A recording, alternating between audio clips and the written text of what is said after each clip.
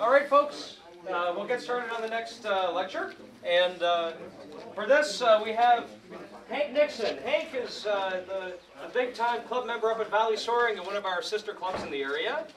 And you know, between Hank and a number of club pilots in this area, we were really trying to get more folks involved in racing. And actually, if you look back at the backside of our program, you'll see a whole bunch of places in which we have competitions with ACA pilots and gliders. Some of them actually will have ACA pilots flying ACA gliders in there. And but it's really thanks to people like Hank and thanks to other folks in our club that we introduce people in places like Wardsboro and like with gliders like our Grove and his K-21, and that we are able to go and get more people involved in racing. But Hank, Hank is a very experienced racing pilot. He's been doing this for a long time and all sorts of different gliders. He's won several national championships, including one last year up at Dansville in New York. And he'll tell us a little bit about how to get involved in racing. So let's give him a big round of applause. You can leave the lights up. That way I can read my script. I don't have a lot of graphics. I don't do a lot of that stuff. I do more sanding and spraying than anything else. I'm going to be very honest. My purpose here is to try to figure out how to suck a few more of you people into flying contests, because they're a lot of fun and they're a great way to learn. And so as a result of that, what I'm going to try to do is take away some of the mental barriers you might have about why you think you might not want to do this and why it might be something that you want to learn. I'm going to give you a rough idea, first of all, to fly in a regional competition. What do you have to have for qualifications in order to fly in a regional contest? When you start out, you fly in the sports class, which is a handicap class, and the requirements are a silver badge, or if you don't have a silver C badge now, you can actually qualify for regional competition by having flown a 100-kilometer OLC flight. So the actual minimum requirements to get in to fly as a beginner are very low. You're probably not going to do great if you've only flown 1 or 2 cross countries, but there's a chance to get started. Sports class is used to get experience and earn some ranking. Once you've done that, you can move on to other classes. Doesn't matter what kind of a glider you have. You probably don't want to bring say a rigid wing hang glider, because you're going to be a little won't be able to get around the courses. But beyond that, just about anything is suitable for flying in the regionals, particularly like our Wardsboro regional. We accommodate anything that comes along, and we task accordingly. So if you want to bring a 126, do it, absolutely. Anybody can play. The tasking is based on the idea that we want to try to get gliders around the course all the time. Particularly, I'm going to talk a little bit about the Wardsboro Regional Contest, which comes up in June. That's an entry-level contest. We treat it as a training contest. It is basically a week, or 2 weekends in this case, of soaring camp. We run a rookie training course. We provide mentoring for every new pilot. And if we have enough demand, we'll have classroom discussions and flight reviews and all the other things we want to do every day in order to bring people along. So it's a great opportunity to learn the skills. Many people say that their first contest they learned more than they did in all the soaring that they did beforehand. So any glider comes along. I'm not going to talk much about the glider. Bring the glider you got, the way it works. The only thing you have to do is you have to have a logger that will generate an IGC file, which means now a nano will do just fine. You need to know how to download your flights. Trailer should work, obviously. One little point I might make, if you have tires on your trailer less than 5 years or more than 5 years old, you might want to think about replacing them, because old tires do fail on the road at bad times. That usually means 11 or 12 o'clock at night in the rain. When you're getting ready, make sure, Cookie mentioned the idea of the checklist, make sure you've got all your stuff with you, because you're not going to be flying maybe at your home local place, so make sure you got your batteries and your chargers and all that other stuff organized. You need to have navigational capability in your car. If your car doesn't have a nav system, you need to have a GPS or something so somebody can come get you. Not everybody has a phone with GPS on it ready to come find you, so you need to organize that stuff. Nav chart. Well, I've got glide computers. We don't need a chart. Why do I need a chart? I have a PDA. You need a chart. Why would I generate a chart like this? Why do I go to the trouble? I've been doing this for 42 years. I've flown well over 100 contests, and every new contest site I go to, to I make myself a chart. It's the silliest damn thing you ever heard. Part of the reason for that is it lets me find out where the turn points are relative to the airport. It lets me look at terrain. It lets me learn a basic study about the places I'm going to fly and where I'm going to go. It also gives me a backup if I need to navigate, because what if my display dies? I can fly a contest on with a mechanical variometer and a chart. I don't know how many the rest of the world can do that. I'll pass this around. You can see how it's marked. You'll just see I've got a contest site, turn points numbered, and all that kind of stuff. It's a great study guide for getting ready to go. Okay, practice. I'm hitting some of this stuff pretty fast. This is a 2-hour talk that we're going to do in an hour. Before the contest period, study. We've heard a lot about preparation and learning to fly cross country, and how much study goes into that. It's the same basic thing. 75% of the learning about our sport happens not sitting in the cockpit. It's in the reading the books. It's the visualizing. It's thinking about stuff. It's going by those fields and figuring, how would I get into that field? Those kinds of things. All that thought and that visualization puts cues and information in your brain that's later going to become useful when you make your flights. I did put some resources up here. See if it'll show up. Hello. There it goes. Yep. What happened? So it'll come on. It'll come up in a second. It goes to Wait up. Some good books for preparation for contest flying. Strake and Sago Fluid, which is cross-country soaring by Helmut Reichmann, is, in my mind, the Bible for cross-country. If you don't have a copy of that, read it. The first half talks about things in words and pictures and things like that. The second half of the book goes into the technical stuff with all the differential equations and everything. Most people get stopped by that part, but it's really, really useful. Competing in Gliders by the Brigliadores is a spectacular book. It covers absolutely everything you need to know about competition flying all the way to the world level, if you can possibly absorb it. I've managed to get to about 70% absorption on my best day. It's spectacular. A classic is Winning by George Moffat. Or Winning on the Wind, I guess, is actually the name of it. It's a great book. It has a lot of great stories. Other resources, the contest rules are at ssa.org under contest rules, competition rules, and also the SSA Guide to Competition, which covers many of the same, some of the information that I'm covering here. So you can read about this stuff and see a lot of the stuff that's available. This study is important. The rules look intimidating beyond words. They're 35 pages, all kinds of stuff in there. Don't let it turn you off. Most of what you need to know, I'm going to tell you in this talk.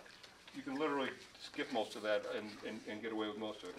Fly with the equipment you're going to race with. Learn how to use it and so that it's not a distraction. That new glide computer you got on Friday before the race probably is going to probably be good for a couple hundred points less in your scores, simply because you're going to be putting your time into learning the tool instead of actually flying the glider. Fly as much as you can and fly cross country every flight, even if you're not far away.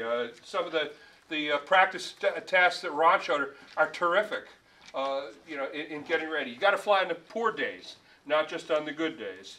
Getting a pretty good day out of a crummy day is a big confidence builder. I'll give you a vignette on this.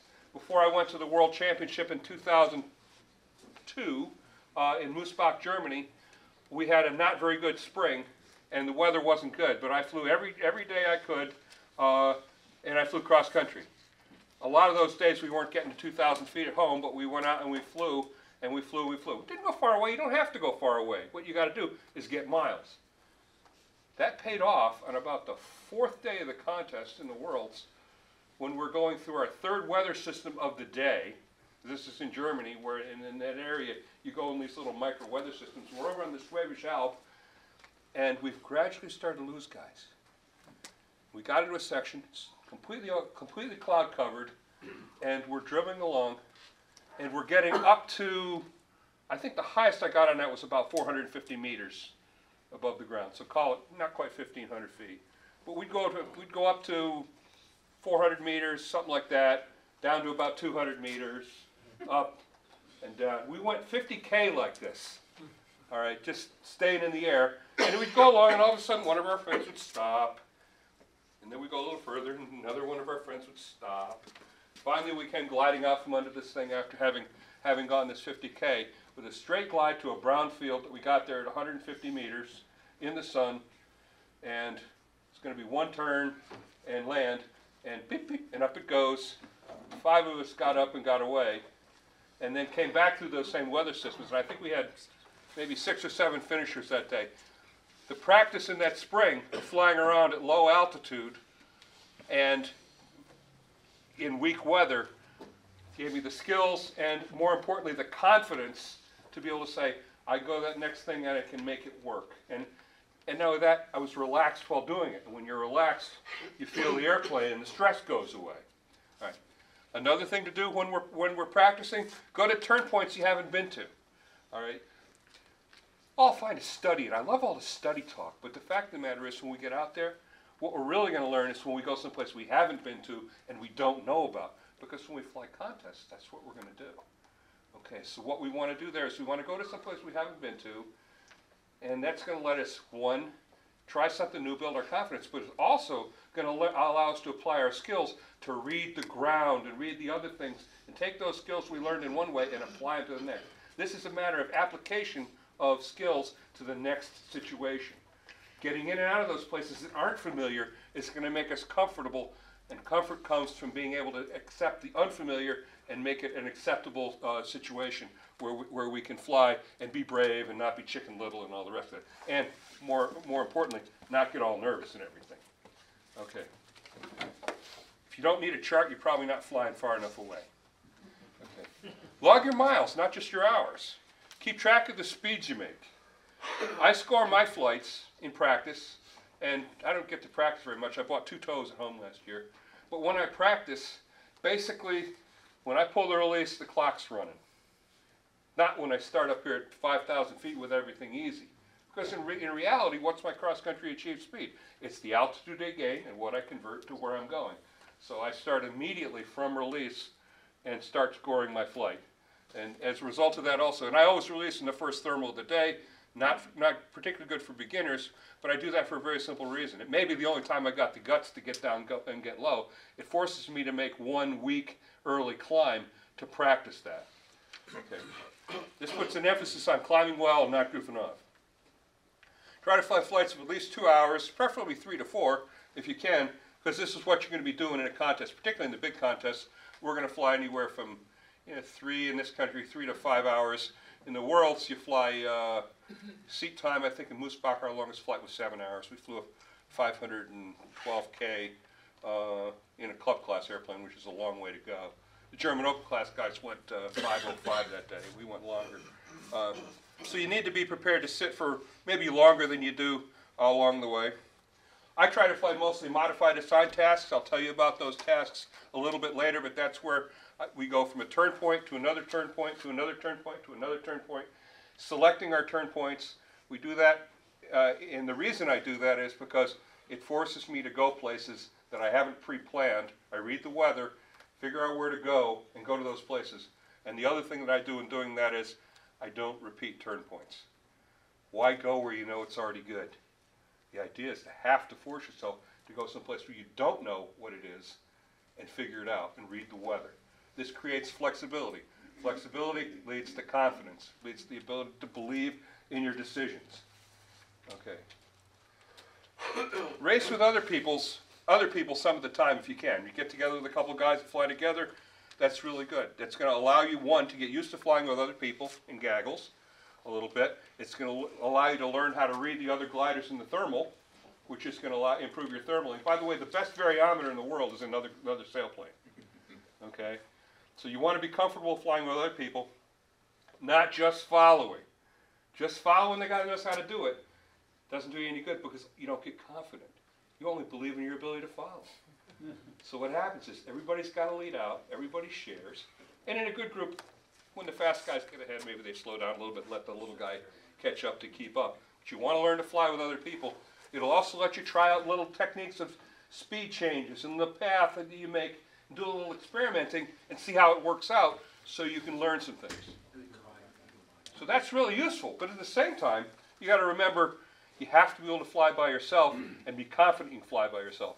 I know guys that fly at the world level that literally, if they get separated from the gaggle, they're practically in tears because they're really good at the tactical part of the following and all the rest of that. They don't practice making independent decisions. And it's interesting how badly they do because they don't have that confidence from having made those independent decisions. We're going to end every flight with a final glide back home to finish at, say, about 800 feet and a mile from home. Typical finish cylinder, you'll see a diagram of this in a little while, is about 800 feet above the ground and a mile in diameter. So what we're going to do is we're going to fly that as if we're flying a competition finish every time. That's where the computer pays. We're going to learn how to use our glide computer. We're going to learn to figure out what our margins are that we need for our final glide to get there. We're going to learn how to fly our final glide path using the energy to get there, maybe starting below the height it takes to get there and bumping up to that height, deciding how fast to fly, and then finishing at that appropriate finish height. In all scoring systems that are being used in the world now, if you finish below whatever the finish height is that's defined as, you're going to lose points. In the old days, we didn't have that. And in this country, we can still have a finish line, which is usually, 50 feet above the ground. We don't fly that much anymore because the penalty for blowing a final glide in that situation is an unplanned landing, half a mile from the airport after you've been squeezing your sphincter for the last 10 minutes, hoping you're going to make it. That's a bad thing. So we don't do that much anymore. So we just basically raise the finish to a height where it's comfortable and safe. But you got to learn to be confident in how the glide computer is working and how to use it and all that, because that is one place where the glide computer is really going to matter. It also matters to some degree on timing. Make every landing a precision landing with a steep approach, such as you would have, that is the last part, over obstacles with proper energy control, so you can stop short if needed. Is your wheel brake working? All right. That said, it's a normal pattern in landing. That steep approach into that last part with good energy control into the flare and the land short is the one that needs to be automatic, instinctive, so you revert to your habits when stuff really matters.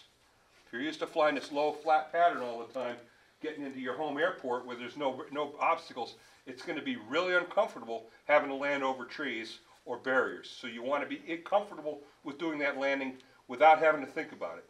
Because when things get tight, pulse goes up, the adrenaline goes up, the intellect goes down, we revert to habit. So the habit has to be that perfect approach. 5 knots over, at the most, over our perfect target speed with a steep approach, brakes in and in short, because that's the one that's going to make the difference. It may be a long field, but the good part of the field might be the near part. Okay, so we have to be able to do that all the time. I try, the experience is try to have 1,000 miles across country before your first contest. That's good old news. That's the way we used to talk about it. Now we don't say, don't wait till you got 1,000 miles. Come and fly with us, and we'll bring you along. You'll probably land out a little bit more. Your scores will suck, but we will bring you along. But more miles are good. Back when I had the time to do it more, I tried to have 1,000 miles of practice in before the nationals. Sometimes I can do that, not much anymore, because I'm doing too much time in other kinds of gliders. Okay, contest practice period. Take advantage of all the contest practice time that's available. Show up for the practice days. Get in the routine. Okay. One, you probably haven't flown all that much in the last few weeks. It's a couple of days of concentrated flying to get you back up to speed. Your thermaling is always better on day 4 of the contest, by the way, than it is on day 1, unless you fly a lot. So why not get a couple days in before it counts? Okay. Helps you learn the area. You try to see as much of the contest area as we can. Go out, fly some of the turn points that are maybe not far away. You don't need to go to one that's 50 miles away. Go to the ones around the airport and fly back over the airport so you can see what the glides are going to be like coming back to the finish from different directions. You don't know what glide you're going to fly on the task on your assigned. So it would be kind of nice if you sort of knew what those sight lines were coming back to the finish to know what's uncomfortable. Good example, if you're coming back into Wurtsboro from the southeast, it's not a remarkably comfortable glide if you fly it marginal because they put a mountain in the way. Not a good thing. But if you've flown that and you know what that viewpoint is, then you know that you're really flying, at least to be safely, to get over that obstacle, and then you're 500 feet above the airport, even if you've blown the final glide. If you're coming back again, I'm going to use Wurtzboro as an example. If you're coming from the northeast, you need to know that the last 6 miles after you leave the hang glider field, there is no place to crash. So therefore, you have to know what that looks like, and you have to know what the viewpoint looks like of an achievable final glide. That's easily done in practice. Not so easily done if you're inexperienced and you haven't seen it before. Plenty of places to crash, no place to land. Yeah, well, there aren't even good places to crash, to be very honest. They're not good places to crash. Okay.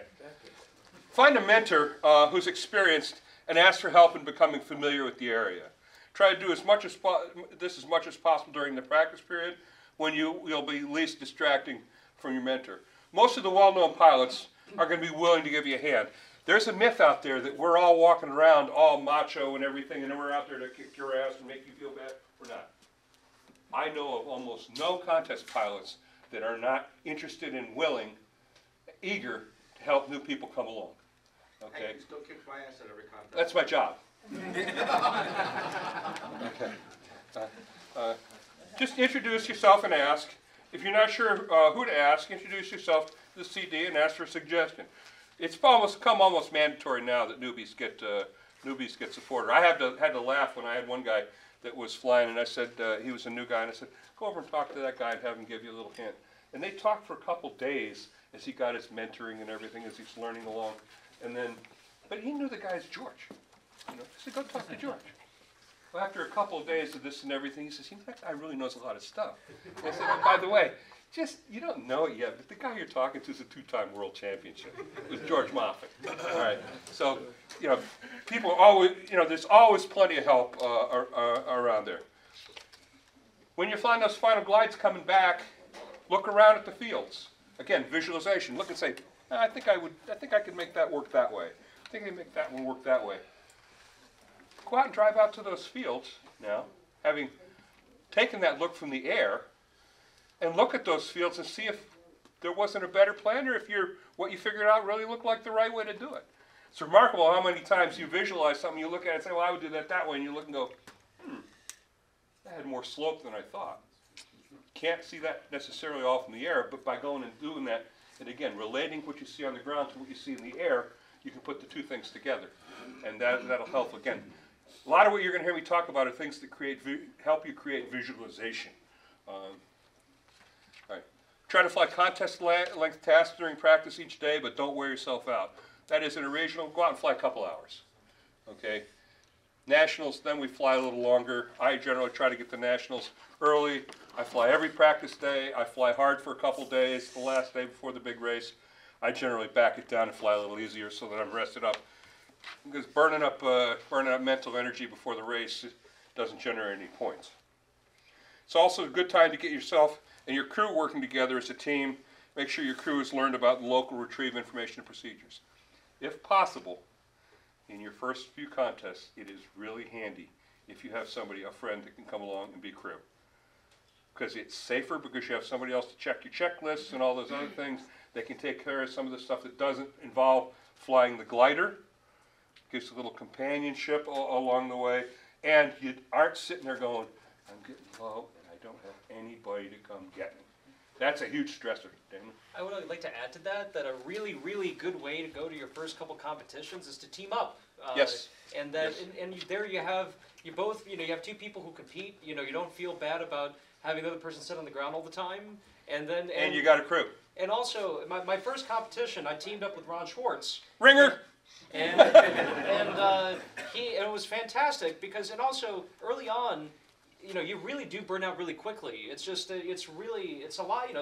You'd think it'd be great to fly for 7 days, but it's really tiring. You can't do it the first time. It's hard. And having a day break in between is really, really, really helpful. Yes. So that's a good way to go. That's a good point.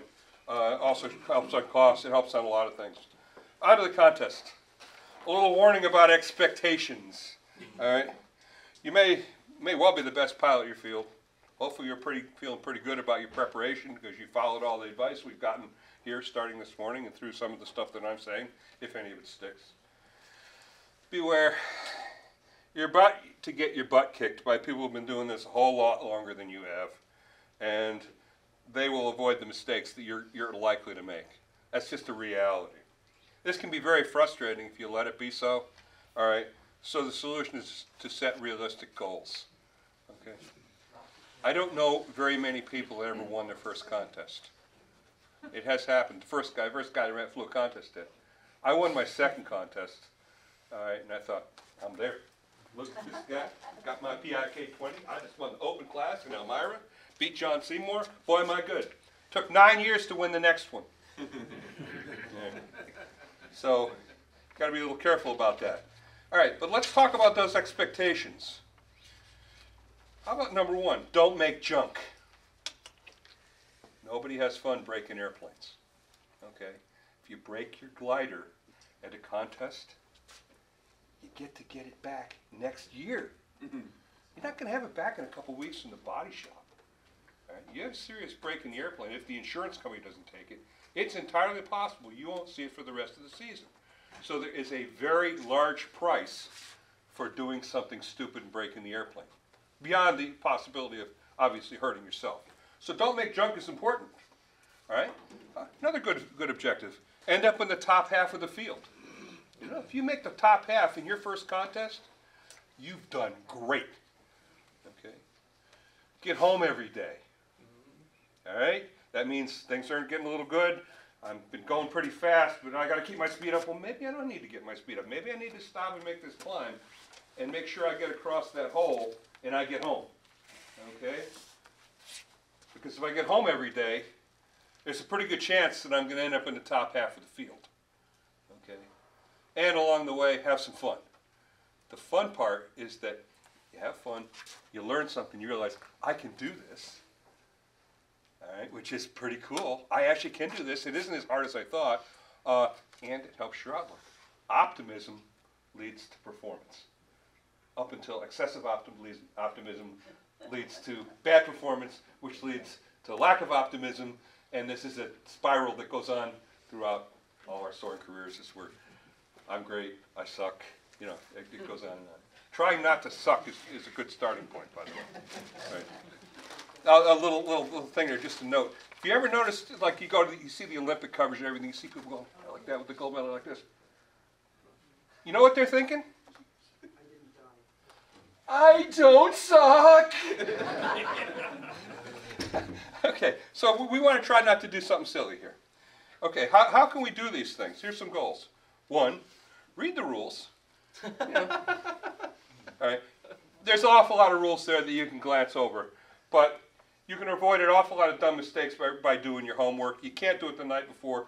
The guide to the rules, which is in the back of the rules, it's an appendix, gives a lot of guidance about how the rules are applied and has a lot of useful information on it. I'm going to show you some diagrams in a little bit that come from the guide to the rules. And they actually have an awful lot of the stuff that you need to know. This is particularly important when we talk about airspace. If you go into the airspace, the penalties are harsh, as in all your points of the day plus 100. I've known guys that went to day 2 in the Nationals minus 100 points. No possibility of decent scoring in a situation like that. Okay. Pay close attention at the pilots' meetings. The people up front are not talking just to vent air pressure. And take some notes. You know, pick up on the things that are going on. Writing stuff down is good because you're going to be all kind of excited. It's all new. And a few notes now and then helps remembering something that might be important, like grid time and things like that. All right. Be early for the meetings and gridding. You're all done rigging at the last second because you took too long. You're in a big hurry. You get to the meeting. You know, you just finished assembling the airplane too quick. You run to the meeting. You get there just as it's starting. You're already. The first thing you do is relax, and your brain goes into rest mode, and you don't absorb what might be a critical, important thing. Like sometimes they start with the winter speech, but they may start with the weather. And it would be really useful to be able to pick up on that. Also, part of the other reason we want to do that is be ready to grid earlier if you can, because then you don't have to rush. Rushed is stupid. a major contributing factor to accidents. I think one of the points before was 60% of the accidents are in landings. Well, there's also a great number of them that happen on takeoffs and places like that. A major number of the launch accidents actually are blown checklists. Okay, probably 5% of the accidents that we have in this country are due to blown checklists. I forgot something, spoilers out, this, that, and the other thing. That all are completely preventable by doing those checklists. Or I'm fixing something on tow because I forgot to get something done that I should have done on the ground and I'm distracted.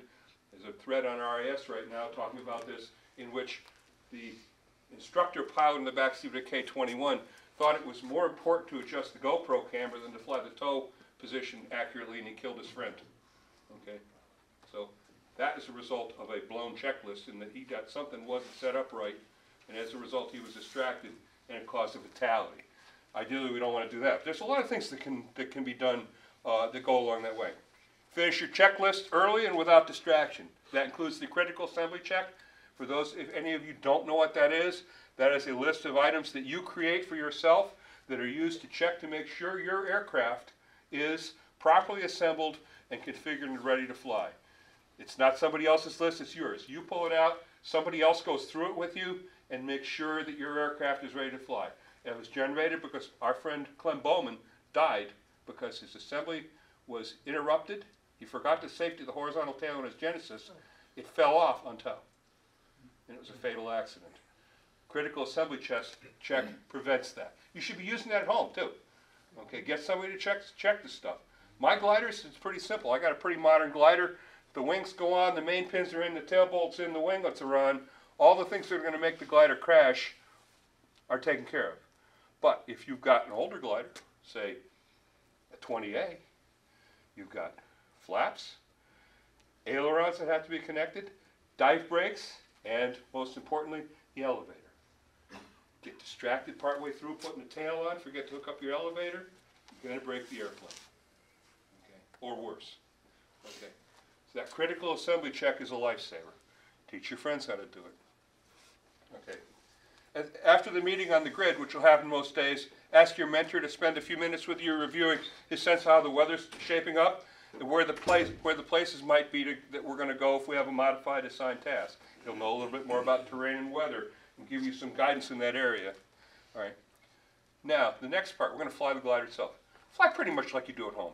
You can't change your style to a diving, plunging 90 knots between the thermals style when you're used to flying a particular way just because you see the other guys doing it. Fly like you're flying at home, that you're comfortable with, within your comfort level and your experience, and gradually refine your skills. But don't try to do it all at one time. Because when you start out going 90 knots and everybody else is, because you saw everybody else do it, you will be on the ground. No question about it, because you simply haven't learned to do the skills. Thermaling is obviously an important skill. We've heard a lot about it today. All right. Most pilots don't circle tightly enough and do so at excessive speed. But I'll note, slow speed means small circles. Okay? If you got a choice of slow or steep, slow is better. Okay? But coordinated. Okay? The reason is centrifugal force is one of those rules that just doesn't change in life. All right? So therefore, slow. Who was it? Cookie, I think he said he circles between 40 and 45 degrees, or was that Ron? I don't remember. One of you guys. Okay. The actual number, if you do all the theory on the best trade-off most days for the sink rate versus bank angle, 42 degrees. It was studied 60 years ago. Okay, and you'll find if you watch the guys that are climbing really well, they're going to be right around there. I'll also tell you, if you think you're 45 degrees, you're probably at 30. Okay. Okay. But speed control is more important than bank angle. Okay. And that little slip that we talk about, by the way, the reason for the little slip is more because it means you don't have the aileron down in the inboard wing, and it's using the whole inboard wing that's then at a higher angle of attack to counteract the overbanking tendency without extra drag. That's the real secret. And it really matters in some cases with wing roots on some Shemp gliders and things like that. But a little bit of a slip is better than a skid. Enter your turns, circles gently from the outside and join on the tangent of the circle in the established circle. No, Harry pulls up, and George used to teach this thing. 90 knots, right up, pull up like this, rope around like this. Everybody's looking, look at this amazing guy, and then spiral up and beat everybody. Nobody does that anymore. All right, number one, because it scatters the field. Number two, it's dangerous, and three, it's inefficient. Just come in on the tangent to the circle with everybody else, a little on the outside, find the rhythm of the circle, and then match yourself up. If you're catching the glider in front, your turn rate is too high, which means you're either too fast or you're too tight. If you're catching up, open up your circle just a little bit. If the other guys are catching you all the time, which is probably what's going to happen in your first big gaggles, you're all going to be nervous, you're going to be looking in here doing all this stuff, and you're going to be slowing down, worried about the other gliders, and you're actually going to sneak out, and you're going to open up the circle, and everybody's going to get pissed. So watch the rhythm and stay with the rhythm of the other gliders. And also remember, when you're circling and you're looking for traffic in that thermal, the place you're going to get hit from is not the inside. It's the guy coming in from the outside that you weren't looking for because you're too busy looking inside. So you got to look around. Watch the rhythm. Somebody rolls out, takes a little shift, and then does this again. It wasn't because he was scratching his leg, because he felt some lift, and he made an adjustment. Just go with him. Follow the rhythm. Good climbing gaggles, the whole gaggle moves in a routine, according to somebody making an adjustment. It's usually the most aggressive pilot that'll make the adjustments, but you figure out whose adjustments to follow, who's not to. But basically follow that rhythm. All right, you match your turn rate and everything's fine. Don't get real close to being above or below other gliders. 100, 150 feet is good. Don't fly directly under them. All right, watch your recentering. Like I said, they're not doing it for no reason. They're doing it for a good reason. I almost never, in a moving working thermal, will fly more than one turn without making some kind of an adjustment. And I'm not talking big straighten out adjustment. I'm talking from here to here for just a second or two, maybe a little off on the rudder and then back in. I may be moving the circle 30 or 40 feet, and that's all done by, and none of that, zero, not any of it at all, is done according to the variometer. It's all done by that beautiful thing you saw up there, that butt thing. Yes, Pete? Hank, on what you were talking about, it was you that mentioned this at a safety briefing in the Nationals in the morning, that, God forbid if you were going to swipe. I'm going to get to that one. Oh, I'm sorry, okay. Yep, I'm going to get to that I one. thought that was, Okay. yeah. Okay. We'll get ready to exit. The old George Moffat way, split ass, out like this. You got to be 95 knots when you hit the sink. That probably makes sense in Marfa. It doesn't make sense in our part of the world. Just roll on the tangent, accelerate to encore speed, and go. Don't do anything rash. Lots of times the worst conflicts are the first guy does something stupid, and the next guy gets startled and makes a move in correction and upsets everything completely, which is what we don't want to have happen. Okay. Doesn't happen much, but every once in a while we get into a situation where we have a physical clash coming. We got two gliders. It looks like you're going to be close to hitting or something like that. I would submit to you that you might want to keep in mind the following. All our gliders are, except for 126s, are 50 feet or bigger wide. None of them are more than 6 feet high. Okay? So if we want to miss each other, the best way to do it in a conflict is to match bank angles and then pitch.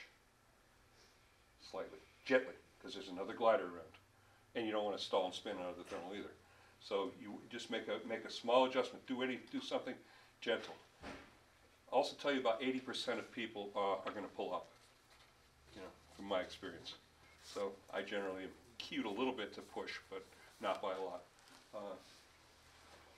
Watch out for people doing silly things. Every once in a while somebody will make a gust, a bump or a gust, something really strange happens. My favorite story on this is my first Nationals, 1979, before some of you guys have thought of.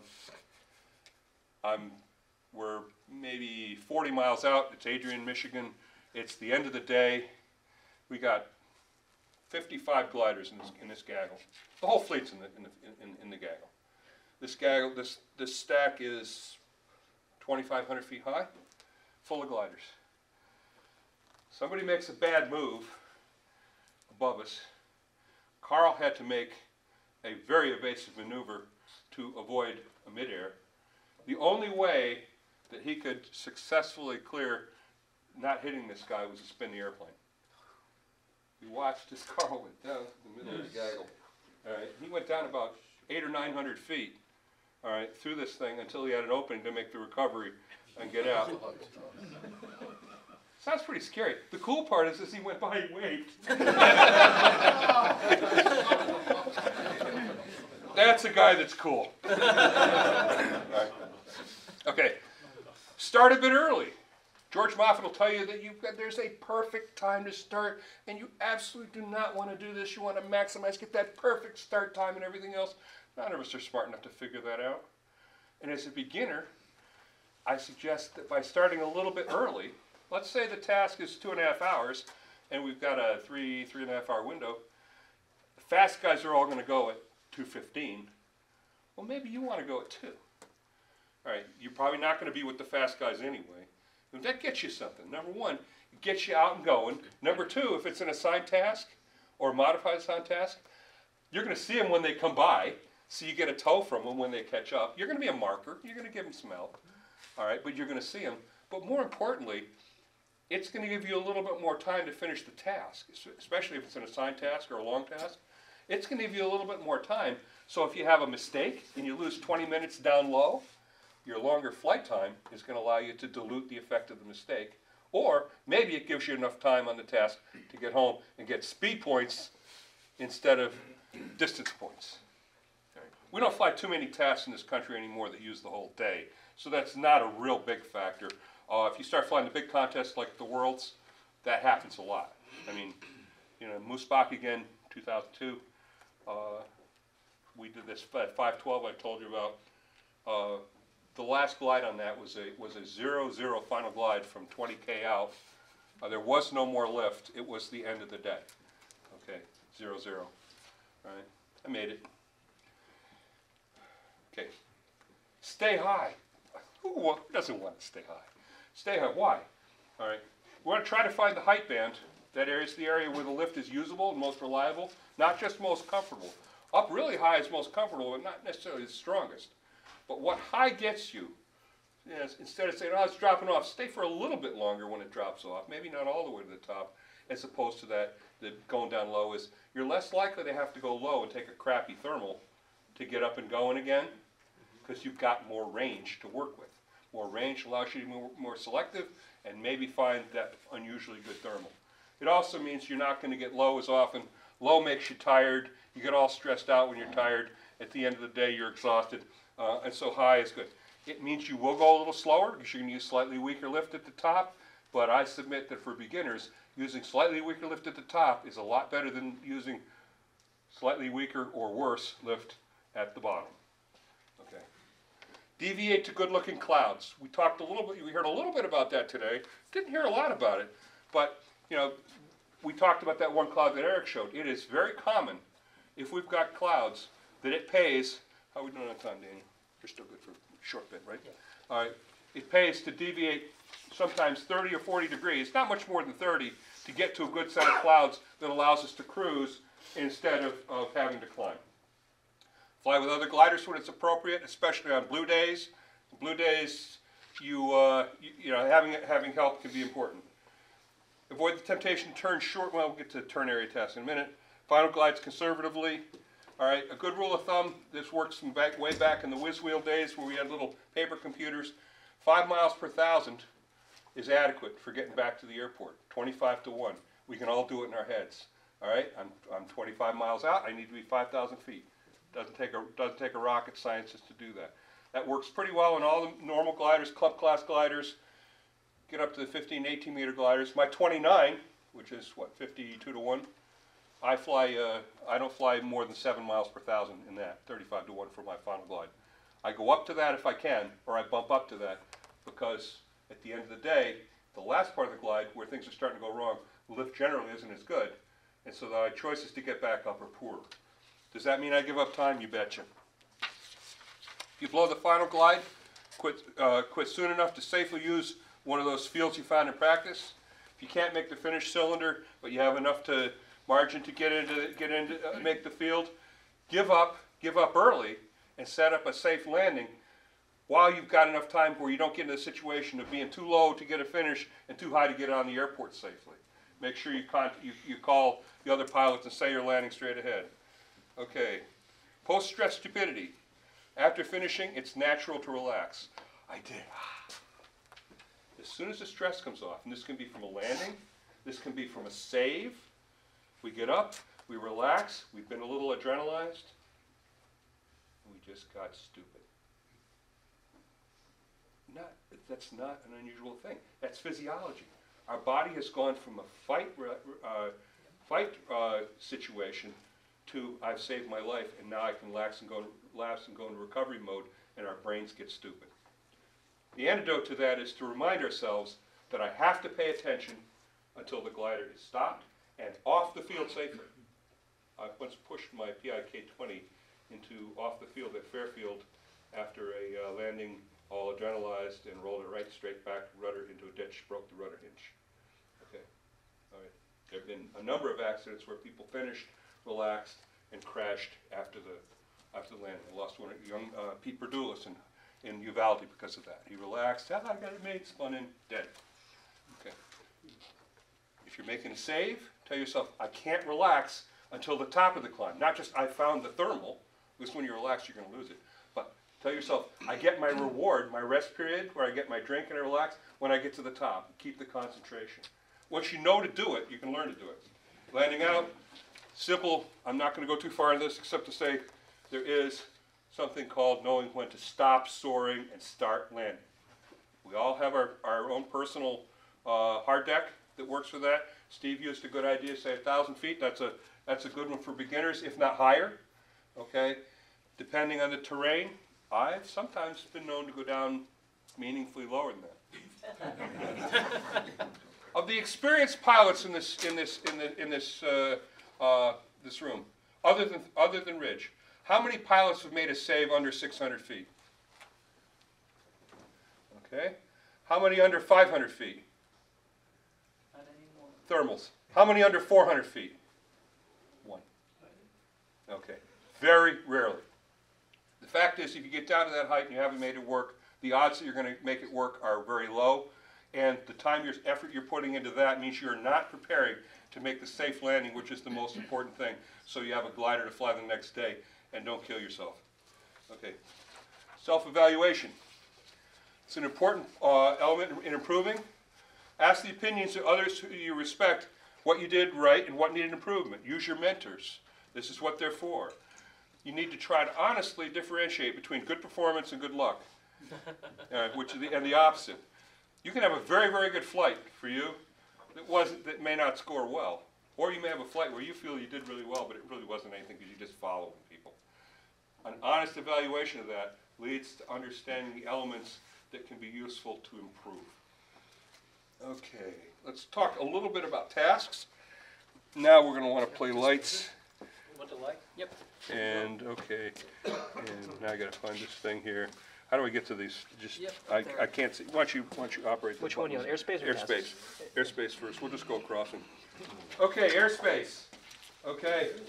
All right. This is in the guide to the rules. This is part of the contest rules that are available. Basically, in the various airspace, this would be class, for example, C class, B, or C airspace.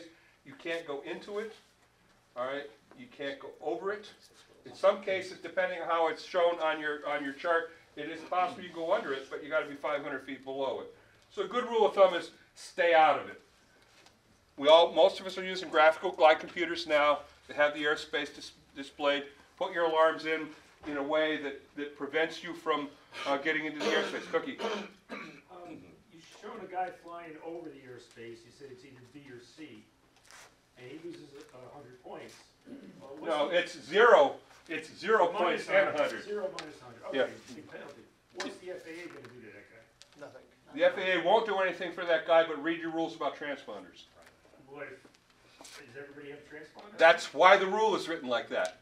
Not everybody has transponders. The other thing is, flying over it is a risk in that if we create incentives to fly over it and it doesn't work right, we fall into the airspace. Right. Okay? And one of the things we're trying to do is contest rules guiders is not create things that cause people to have violations or make us visible to the feds. Okay, next. Which one? Just go to the right. Start. Start. Okay, how do I make a start in a contest? It's easy. I've got my my GPS, so I know my distance. You'll have a start point that'll be in your turn point database. It is a physical place on the ground or a set of coordinates. The start cylinder is 5 miles in diameter. The height is specified every day on the task sheet by your competition director. And in order to start, it is very simple. Somewhere around 15 minutes after the last launch, so everybody's had a chance to get up, the task will open. The competition director will announce the task is open. You may then go on course. At a point after that time, you must at some point be in that beer can. You only have to be in it for one fix. However, you have to be below the top of it for 2 minutes. That's to stop diving. So basically what you want to do as a beginner is be in the cylinder, below the top of the start. When the task opens, you cannot fail to get a good start. No penalties, no nothing. The start can work, and by the way, you're supposed to circle only to the left for traffic. Okay? You can then start out the top of the cylinder, and your clock starts when you go out the top. You can start anywhere in the cylinder, or you can start out the front. It's wherever works for you. This basically makes a level field so everybody has the same available energy when the clock starts ticking. Right? It's real easy. You're surprised how many times people mess it up, but it's quite easy. Tactically, it is very, very useful. Normally we'll set the start height below cloud base to keep people out of the clouds. If you got a good thermal, someplace like right in here, take that thermal, go to cloud base. You found your first thermal before the clock started, and you've got it centered, and you go right on up, and then go on course. That's a good way to make a couple of points. Okay, Daniel, could you slip me to the next one? Okay, so we're doing that. We're going to turn points. We'll show you more about those in a minute. Turn points for the assigned task and the modified assigned task. Turn point radius is 1 mile from a specified fix. All you have to do to score that turn point is get one fix in the cylinder. Okay, not more than that, just one fix. Turn, go to the next place. If you happen to blow it by a little bit because you turn a little too soon, there is a penalty that applies up to 1 mile short of the turn point, whereby you get a point penalty for missing. But what you get is a small penalty as opposed to getting crushed. If you don't make the turn point in some of the big races, well, now the IGC rules is 25-point penalty, but it used to be if you didn't make that in the World Championship by 10 feet, you got landed there, which really sucked. Okay, so it's as simple as that. We go into that turn and out. We generally go out on the next course. It is important when doing that to note that other people are coming into that 1 mile radius cylinder, possibly from different directions or different lines out of clouds. You do want to look around there. That's a congestion point. We've had some conversation about reducing that turn point radius. That can be problematic because the smaller that radius gets, the more that congestion and the focusing down on getting into the cylinder becomes. That was a topic of considerable conversation this winter. By the way, we're back to 1 mile. Okay, let's go to, what do we have next? Modified assigned task. Commonly in the regional, you're going to fly time tasks. We don't fly the assigned tasks because beginners, we don't want to force them out to things they can't do. We want to make it beginner friendly. Okay, so the modified assigned task consists of start cylinder, okay, and go to a series of turn points that are assigned, each of which has a what radius? 1 mile. Okay, we must fly all of the tasks that are assigned in the order that they're assigned. Now, the characteristic of that task can be quite different depending on how it's done. It could be 1 turn point assigned. Rarely is it 0. It could be 2. It could be 6 or 8 or 9. By how the competition director assigns it, the competition director controls how much of the course everybody's on the same course. Now you say, well, that doesn't help the little guy, does it? Because he just got a course he can't fly. At any point out here, after, let's say, I get to turn point 3, if I'm Joe Beginner, all right, I've been kind of slow on my time's running out and I'm a little tired. I can come home. I don't have to go to turn point 4 or 5 or 6. I can go to that turn point and come home. I finish on time or under time, and my speed is based on the distance I flew and the time I was on course. So what this does is get us the benefit of a race where everybody flies together. The good guys go far, and the little guys get to come home for beer. Okay? The ultimate development of that is a task that nobody can finish, and then the fast guys simply have to figure out, when do I drop off and come home? Do I go to one more turn point if I'm fast, and make some judgments on that. But in any case, it's never more than 11 turn points. Sometimes there's steering turn points, but it's rare. One of the reasons we kind of like these tasks also is we can control where people go, so we don't get into things where if we don't assign turns, we do other things. If we only assign these guys 2 turn points, for example, then the pilots can figure out where they want to go after that. You figure out where you want to go to use up your time. Those are very interesting. They measure weather decision making and things like that. They're falling a little less in favor these days because there's a feeling that they're highly affected by luck. I think they're highly affected by skill. But in any case, we have a variety of different variations of this task, and this is where your mentor can be a very big help, particularly when you're doing your first contests. Okay, next is turn area task. Hey, would you want to talk about the finish and then we'll I will. wrap up? No, I'll get turn. I'll do finish last. Well, we have to start wrapping up. because Okay, we're- I only got a couple left.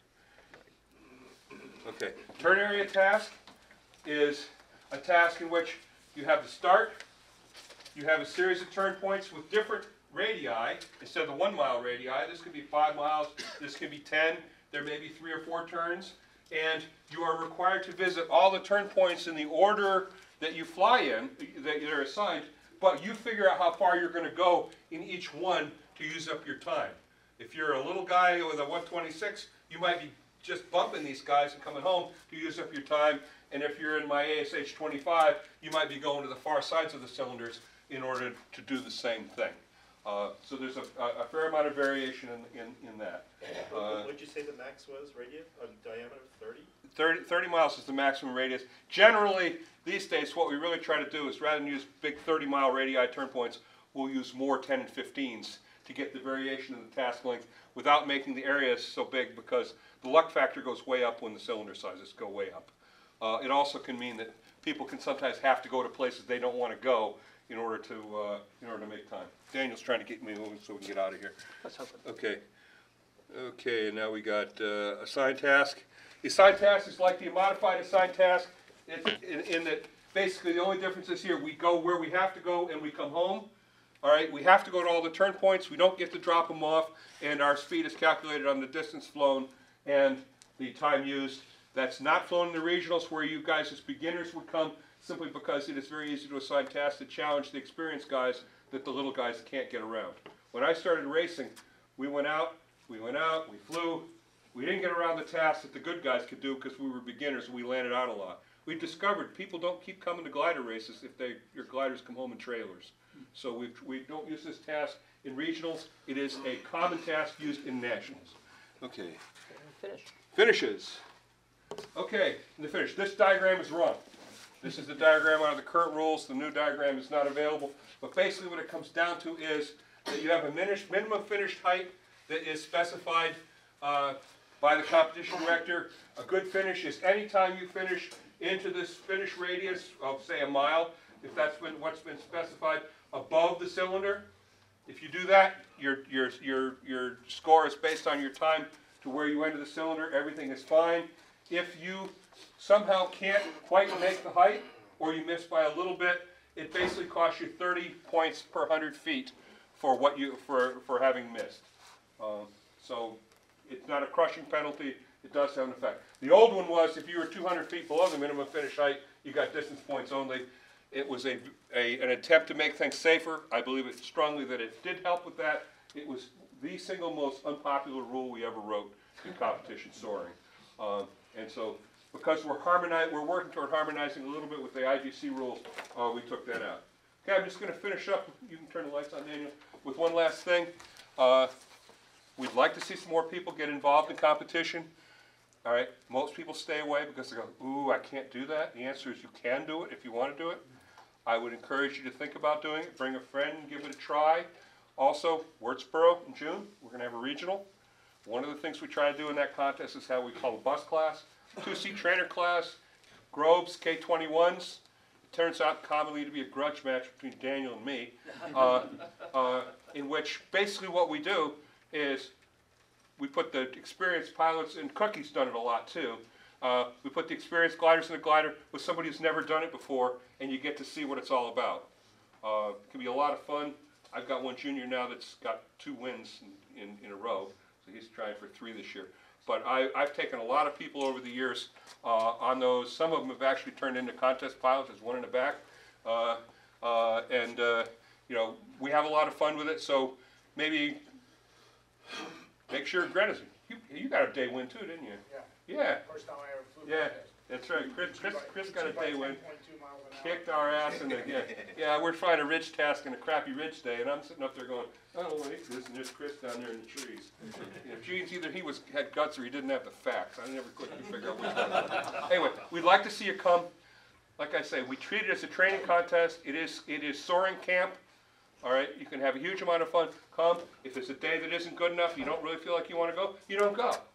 But I will tell you that full immersion is one of the best ways to improve your soaring skills and learn things you will not learn flying around the airport and just going to the deck for a beer. Any questions? Actually, we gotta get out of here by 4 o'clock. But hey, thanks a million, Hank.